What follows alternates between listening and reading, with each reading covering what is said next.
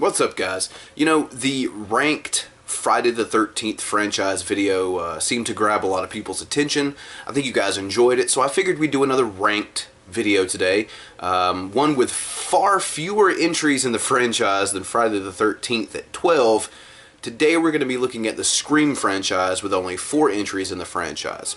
So with that said, let's jump right in. Just a reminder, we are going to be going from worst to first, so let's start at number 4 with, probably no shock to anyone out there, Scream 3. Probably the least effective, in my opinion and several other people's opinions that I've discussed this franchise with. Scream 3, the only one, I won't say much about this, but the only one in the franchise that wasn't fully written by Kevin Williamson. It was written by Aaron Kruger, and it shows. There are some elements in this one that stick out to me as being very different than any other in the franchise. We have a death via explosion. We have a singular killer. There are a lot of things in this one that just don't feel like a Scream movie. Now, with that said, this being one of my favorite franchises, I do still very much enjoy watching this film. However, if I'm looking at the entire franchise overall, without a shadow of a doubt, the least effective film is Scream 3. It's kind of sad that this was the end of what was looking like a fantastic trilogy after the second movie.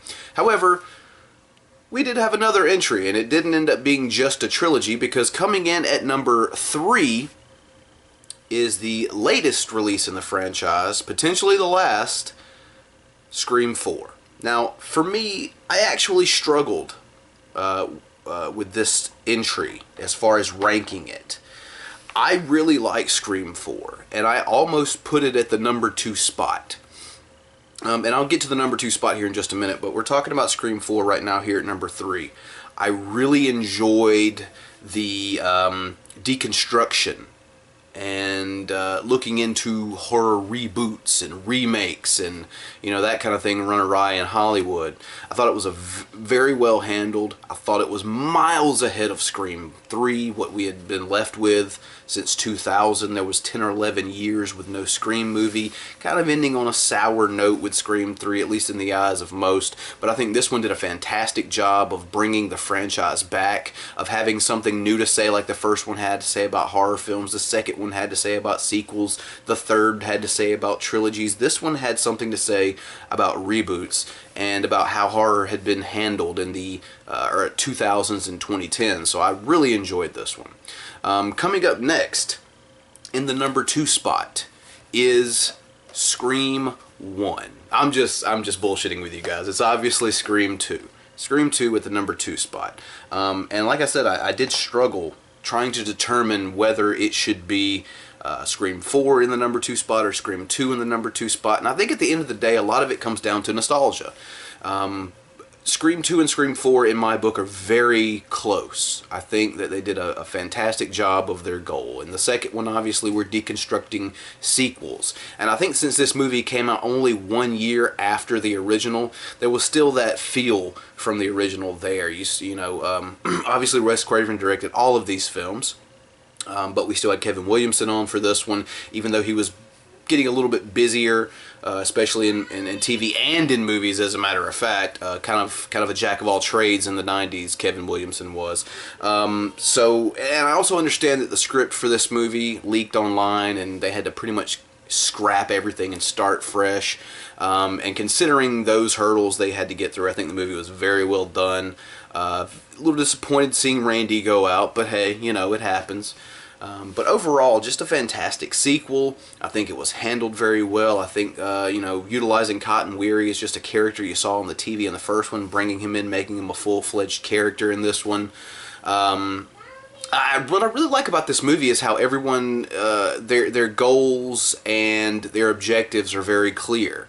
And although there may be some twists behind those, you understand what everyone's motivation is. So that's what I really like about Scream 2. Now, obviously, coming in at number 1, guys, is the original 1996 Scream. And in my personal opinion, and I'm sure there's a lot of people out there who disagree with me, if you look, at least just in my opinion, there are a lot of ties between Alfred Hitchcock's Psycho from 1960 to 1978's Halloween to 1996's Scream. And these three movies have always stood out to me in the horror genre as movies that are really special.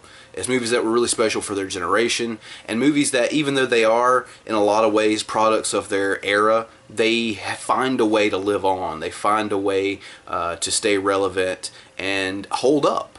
So, in my opinion, I can't say enough about this film. This is my second favorite, other than John Carpenter's Halloween, horror film ever made.